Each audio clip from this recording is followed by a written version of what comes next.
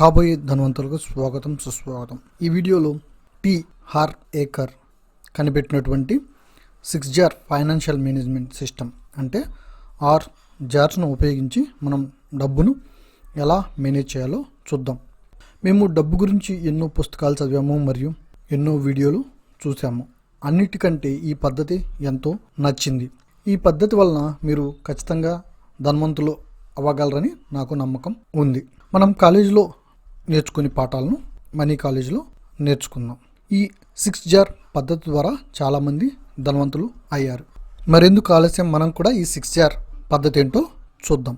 6 jars తీసుకుని మీకు వచ్చిన ఆదాయాన్ని 6 భాగాలుగా చేయాలి. అంటే సమాన భాగాలు అని కాదు. వేటి మీద ఎంతెంత ఖర్చు పెట్టాలో ఇప్పుడు చూద్దాం. మొదటి జార్లో 55%.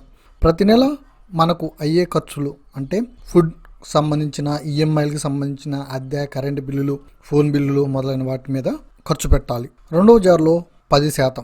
ఇల్లు కట్టుకోవటానికి, పిల్లల పెళ్లి చేయడానికి, కారు కొనడానికి, రిటైర్మెంట్ కోసము, విహారయాత్రలు వెళ్ళడానికి, అనుకోకుండా వచ్చే ఆసుపత్రి ఖర్చుల కోసం దాచాలి. మూడవ జార్ ప్లే అకౌంట్ అంటే మనం ఎప్పుడు కష్టపడి పని చేయడమే కాదు, అప్పుడప్పుడు ఫ్యామిలీతో సినిమాలకు, షికార్లకు వెళ్ళాలి. సో వాటి ఖర్చుల కోసం ఈ అమౌంట్ను ఉపయోగించాలి.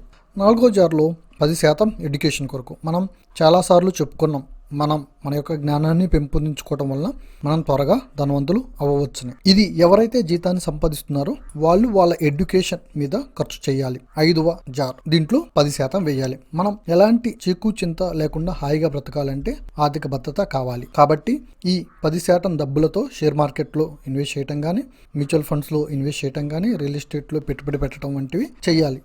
6వది చారిటీ అంటే దానం చేయటం. మనం దానం చేయటం వలన మనం దానం చేసిన దానికంటే ఎక్కువ డబ్బులు వస్తాయి. ఈ దానాన్ని ఎవరికైతే నిజంగా డబ్బు అవసరమో వాళ్ళకు మాత్రమే ఇవ్వాలి. మీరు ధనవంతులు కావాలనుకుంటే ఈ ఛానల్ను సబ్స్క్రైబ్ చేసుకుని కింద వచ్చే బెల్ ఐకాన్ మీద క్లిక్ చేయండి. ఐశ్వర్య ప్రాప్తిరస్తు.